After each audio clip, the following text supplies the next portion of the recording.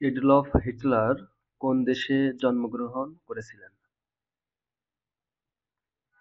উত্তর Austria. Adolf Hitler কোন দেশে জন্মগ্রহণ করেছিলেন? অস্ট্রিয়াতে। রবীন্দ্রনাথ ঠাকুর কোন নাটকটি শরৎচন্দ্র চট্টোপাধ্যায়কে উৎসর্গ করেন? উত্তর কালের যাত্রা। রবীন্দ্রনাথ ঠাকুর কোন নাটকটি শরৎচন্দ্র চট্টোপাধ্যায়কে উৎসর্গ করেন? কালের যাত্রা নাটকটি। ছেলে ভোলানো ছড়াসমূহ কোন ছন্দে লেখা? উত্তর স্বরবৃত্ত ছন্দে।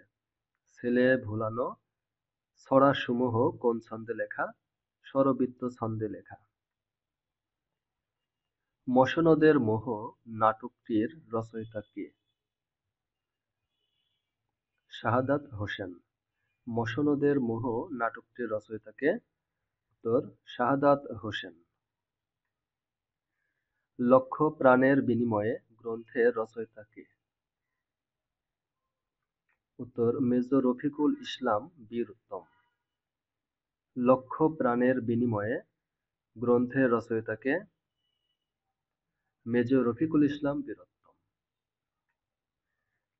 যুক্তাক্ষর এক মাত্রা এবং বদ্যাক্ষরও এক মাত্রা গণনা করা হয় কোন ছন্দে? উত্তর স্বরবৃত্ত ছন্দে। যুক্তাক্ষর এক মাত্রা এবং বদ্যাক্ষরও এক মাত্রা গণনা করা হয় কোন ছন্দে? স্বরবৃত্ত ছন্দে। বঙ্গদূত পত্রিকাটি কত সালে প্রকাশিত হয়? 1829 সালে। বঙ্গদূত পত্রিকাটি কত সালে প্রকাশিত হয়? 1829 সালে। মুসলমান সম্পাদিত প্রথম সাময়িক পত্র কোনটি? সমাচার সভা রাজেন্দ্র। মুসলমান সম্পাদিত প্রথম সাময়িক পত্র কোনটি? সমাচার সভা রাজেন্দ্র। কোন পত্রিকায় সবুজ রং ব্যবহৃত হতো এবং কোনো বিজ্ঞাপন ও ছবি প্রকাশিত হতো না? উত্তর সবুজ পত্র পত্রিকায়।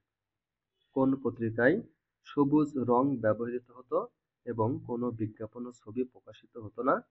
সবুজ পত্র পত্রিকায়। যেখানে ফ্রি থিংকিং নেই সেখানে কালচার নেই উক্তিটি কোন লেখকের? উত্তর মোতাহের হোসেন চৌধুরীর। যেখানে ফ্রি থিংকিং নেই সেখানে কালচার নেই উক্তিটি কোন লেখকের? মোতাহের হোসেন চৌধুরীর।